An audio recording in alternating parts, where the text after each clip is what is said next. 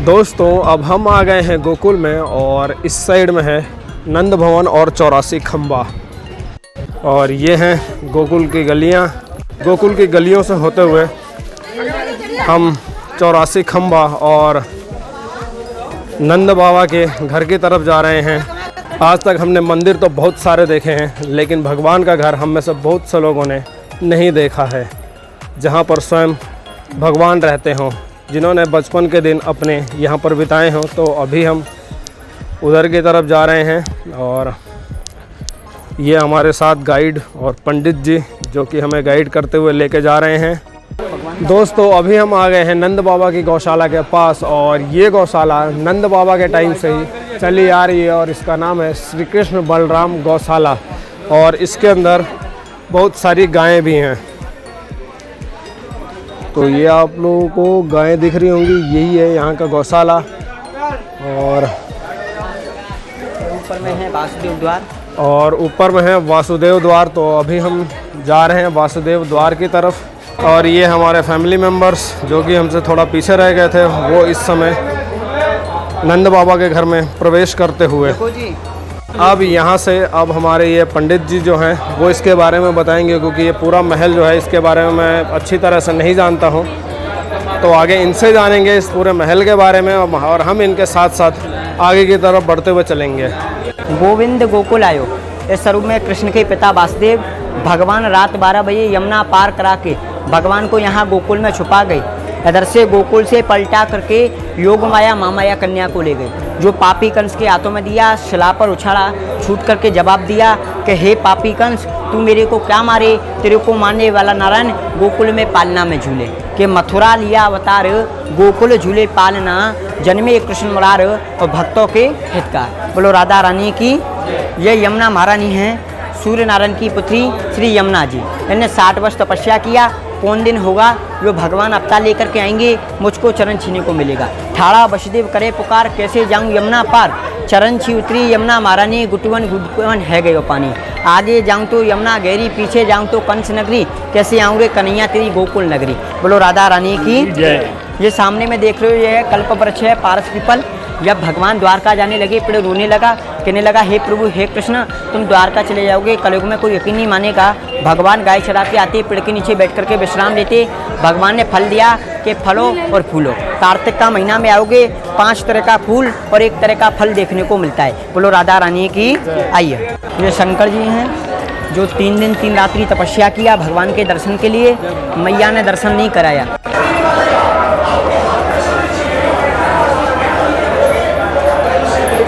यह नंद बाबा के घर के लगे हुए 84 खम्भे, 84 पिलर। आप 84 खम्भों का गिनती करो, गिनती में नहीं आता है, घट जाता है और बढ़ जाता है। आज भी 80 खम्भा विश्वकर्मा देवता लगाए, भगवान के कारीगर थे विश्वकर्मा जी।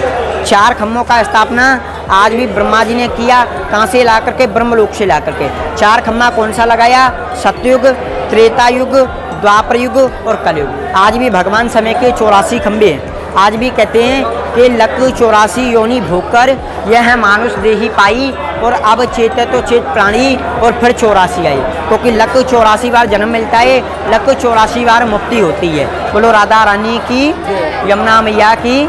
तो ये खम्मा और अंदर वाला छत भगवान समय का प्राचीन है। आज भी भगवान समय की 4 चीज़ प्राचीन हैं। पहला है ब्रज का भूमि, दूसरा है यमुना नदी, तीसरा है गिरी गोवर्धन, चौथा है नंद बाबा का घर है नंद भवन। जो खम्मा और छत भगवान समय का प्राचीन है। बोलो राधा रानी की। आइए ऐसे आइए।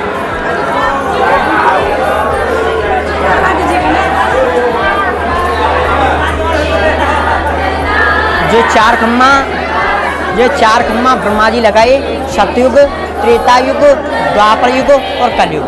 इस समय कलयुग है तो कलयुग की पूजा है। जब द्वापर युग में राम कृष्ण कौन थे, राम। और लक्ष्मण कौन थे, बलदाऊ जी। द्वापर युग में जब द्वापर युग में जब भगवान को वनवास हुआ, तो जब लक्ष्मण जी कहने लगे भगवान से कि हे भाई, मैं बड़ा होता तो मुझको वन का काम नहीं करना पड़ता।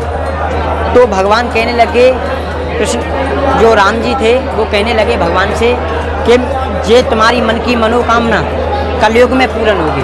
तो कलयुग में आज इस समय कृष्ण कौन है? राम। और लक्ष्मण कौन है? बलदाऊ जी।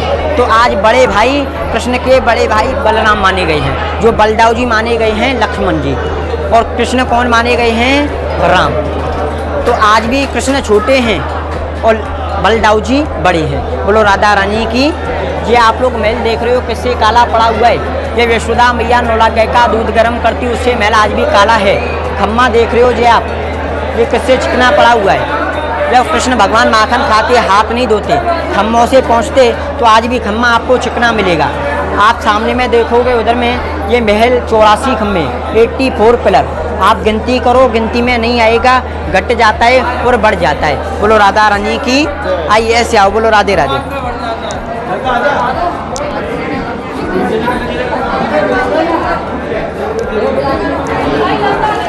सामने में दर्शन कर सकते हो गोरे नंद जी, गोरी यशोदा मैया, बड़ी मूर्ति बलराम जी, जो कृष्ण के बड़े भाई हैं बलदाऊ जी, कहते हैं ब्रज का राजा बलदाऊ जी, कहते हैं दाऊशो दयाल और करे पलवर में निहाल, जो करे कपट बलदाऊ जी मारे झपट। तो ये नंद बाबा, यशोदा मैया, बड़ी मूर्ति बलराम जी, कृष्ण भगवान आज भी पालना में झूलती है कि मथुरा लिया अवतार, गोकुल झूले पालना, जन्मे कृष्ण मुरार और भक्तों के हितकार। बोलो राधा रानी की। आइए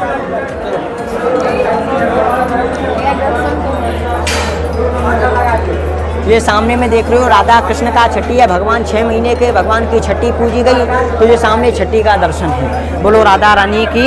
आइए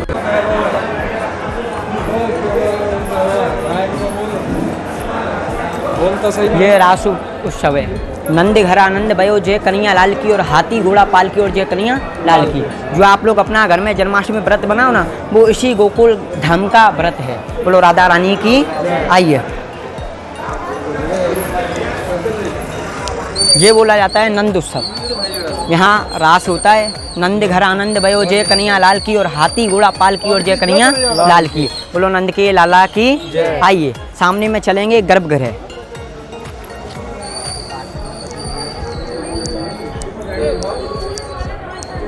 इधर ही चढ़ाएंगे। सबसे बड़ा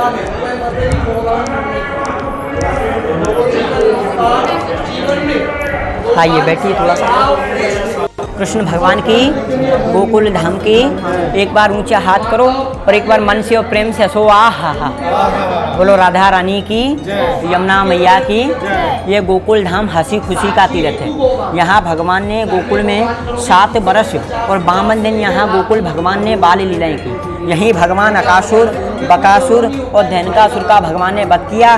मथुरा में भगवान मामा कंस का वध किया। कृष्ण जन्म मथुरा हुआ। कृष्ण पिता वासुदेव भगवान रात 12 बजे भगवान को यमुना पार करा के भगवान को यहाँ गोकुल में छुपा गए। इस स्थान का नाम पड़ा गर्भगृह।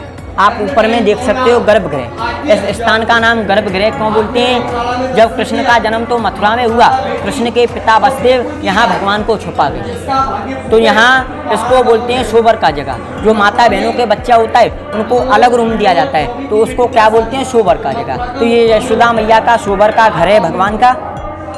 तो यहाँ आप लोग भूमि पर बैठे हो। यह भूमि कोई साधारण भूमि नहीं है। यह भूमि का नाम बोला जाता है आज भी शंकर तपोभूमि। यह भूमि का नाम शंकर तपोभूमि क्यों पड़ा? क्योंकि यहाँ शंकर जी ने 3 दिन और 3 रात्रि तपस्या किया। आप सामने में देख सकते हो लिखा हुआ है शंकर तपोभूमि। यहाँ शंकर जी ने 3 दिन और 3 रात्रि इसी भूमि पर बैठ के तपस्या किया। किसके लिए? भगवान के दर्शन के लिए। यशोदा मैया ने दर्शन नहीं कराया भगवान को। कहते हैं देखो रीक बाला योगी द्वार हमारे आयो है, अंग बबूत गले मृत छाला, गले में शेषनाथ लिपटायो है। शंकर भगवान किस स्वरूप में आए? इस स्वरूप में आप सामने में देख सकते हो। शमशान का विभूति था, गले में शेषनाथ थे और वृक्षों की माला थी। यशोदा मैया भगवान के लिए भिक्षा लेकर के आती है। जो आज भी कहते हैं कि ले भिक्षा निकली नंदरानी और मोतियन थारी सजायो है, और ले योगी अपनी भिक्षा तने सोतो लाले जगायो है। शंकर जी मना करते हैं और क्या कहते हैं मैया से कि ना चाहिए वो हीरा मोती और ना चाहिए तेरी धन माया है, अपने लाला को दर्शन करा दे, इस शिकारी योगी कैलाश को छोड़ के आया है। पर मैया ने दर्शन शंकर जी को नहीं कराया, तो शंकर जी 3 दिन और 3 रात्रि इसी भूमि पर बैठ करके तपस्या किया। भगवान गोपाल किसके लिए मिचले? चंद्र खिलौना के लिए। कहते हैं कि मिचल गयो बाल गोविंदा और खिलन को मांगे चंदा। आपने देखा होगा चंद्रमा 2 जगह मिलता है। 2 जगह कहाँ मिलता है? पहला मिलता है आपको आकाश में और दूसरा कहाँ मिलता है? शंकर भगवान की जटाओं में। सोने का थाली लिया, सोने की थाली में यमुना जल भर करके परछाई से दर्शन कराया। यहाँ आप लोग भूमि पर बैठे हो, ऐसे भूमि पर 3 हट पड़ा है। 3 हट कौन सा पड़ा है? पहला हट पड़ा है स्त्री हट, जो किसने किया? यशोदा मैया ने। यशोदा मैया कहने लगी कि बाबा भिक्षा ले जा, मैं अपना लाल का दर्शन नहीं कराऊंगी। तो पहला हट हुआ स्त्री हट। दूसरा हट कौन सा पड़ा? दूसरा हट पड़ा साधु हट, जो शंकर जी कहने लगे मुझे भिक्षा नहीं चाहिए, मुझको अपना लाला का दर्शन करा देगी, मैं कैलाश को चला जाऊंगा। तो दूसरा हट पड़ता है साधु हट। तीसरा हट कौन सा पड़ा? बाल हट, जो भगवान चंद्रमा के लिए मिचले। भगवान चंद्र खिलौना के लिए कौन मिचले? क्योंकि मैया को मालूम नहीं था स्वयं कैलाश का वासी स्वयं शंकर जी आई है। तो इसीलिए भगवान गोपाल कहने लगे कि मैंने अपना दर्शन नहीं कराया, तो कलयुग में मेरा दर्शन के लिए कोई प्राणी नहीं आएगा। जो मैंने आपको दिखाया, यहाँ नंद बाबा के घर में लगा हुआ 84 खम्मा। आप लोग 84 खम्मों का गिनती करो, गिनती में नहीं आता है, घट जाता है और बढ़ जाता है। 80 खम्मा कृष्ण के कारीगर विश्वकर्मा देवता ने लगाई। 4 खम्मों का स्थापना ब्रह्मा जी ने किया, कहाँ से ला करके? ब्रह्मलोक से ला करके। आज भी आप महल देखोगे किससे काला पड़ा हुआ है? या यशोदा मैया 9 लाख गाय का दूध गर्म करती, उससे आज भी महल काला पड़ा हुआ है।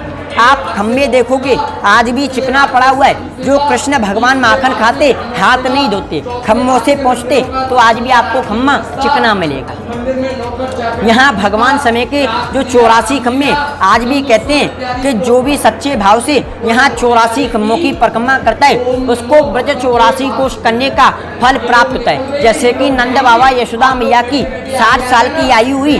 60 साल की अवस्था में कृष्ण और कृष्ण के बड़े भाई बलराम से कहने लगे कि ब्रज 84 कोष यात्रा नहीं दी जाएगी। तो 80 खम्मा विश्वकर्मा देवता ने लगाए, 4 खम्मा ब्रह्मा जी ने लगाए। तो नंद बाबा यशोदा मैया ने अपने घर में 84 खम्मों की परिक्रमा करने से उनको ब्रज 84 कोष करने का फल प्राप्त होता है। जो भी कोई कारण से ब्रज 84 कोष नहीं कर पाता है, यहाँ गोकुल यात्रा करता है, 84 खम्मों की परिक्रमा करता है, भगवान को आज भी सच्चे भाव से जलाता है, उसको 3 धाम यात्रा करने का 84 कोष करने का फल प्राप्त होता है। बोलो राधा रानी की। पर करते किस भाव से? कहते हैं कि लक 84 योनि भोग कर यह मानुष देही पाई, और अब चेते तो चेत प्राणी, और फिर 84 आई। क्योंकि लक 84 बार जन्म मिलता है और लक की 84 बार मुक्ति होती है। हर एक योनि में मनुष्य का जन्म नहीं मिलता है, तो इसीलिए मनुष्य का जन्म हमको मिलती रहे, इसीलिए ब्रज 84 को पैदल यात्रा करते हैं। दोस्तों अभी हम गर्भगृह के ठीक बाहर हैं और गर्भगृह के अंदर वीडियोग्राफी और फोटोग्राफी अलाउ नहीं है, तो अभी मैं कैमरा बंद करता हूं और मैं जाता हूं अंदर की तरफ, और अंदर प्रभु के दर्शन करने के बाद वापस आता हूं। उसके बाद बताता हूं कि अंदर और क्या क्या चीज़ें हैं। दोस्तों अभी हमने गर्भगृह के दर्शन कर लिए हैं और गर्भगृह के दर्शन करके हमें बहुत अच्छा लगा। यहाँ पर हमें नंद बाबा, यशोदा मैया, बलदाऊ जी और श्री कृष्ण भगवान के बहुत अच्छी तरह से दर्शन हुए और इनके दर्शन करके हमें बहुत अच्छा लगा। आपने उधर में मुख्य दर्शन किया बलदाऊ जी का, और ये देख रहे हो सामने में है कल्प वृक्ष पारस पीपल।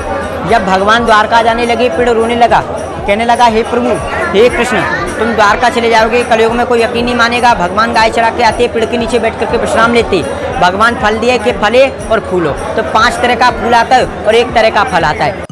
कल्प वृक्ष के दर्शन करने के बाद अब हम आ गए हैं दाऊ जी रेवती मंदिर में, जो कि सुहागिनों का मंदिर है और यहीं से करवा चौथ व्रत की शुरुआत हुई थी। तो ये बेसिकली जो मंदिर है वो सुहागिनों के लिए है। तो अगर आपको हमारी यह वीडियो अच्छी लगी हो तो फ्रेंड्स वीडियो को लाइक और शेयर कीजिएगा। आगे और ऐसी वीडियोस पाने के लिए चैनल को सब्सक्राइब कीजिए तथा बेल आइकन को प्रेस कीजिए। मैं मिलता हूँ नेक्स्ट वीडियो के साथ। Thanks for watching video friends.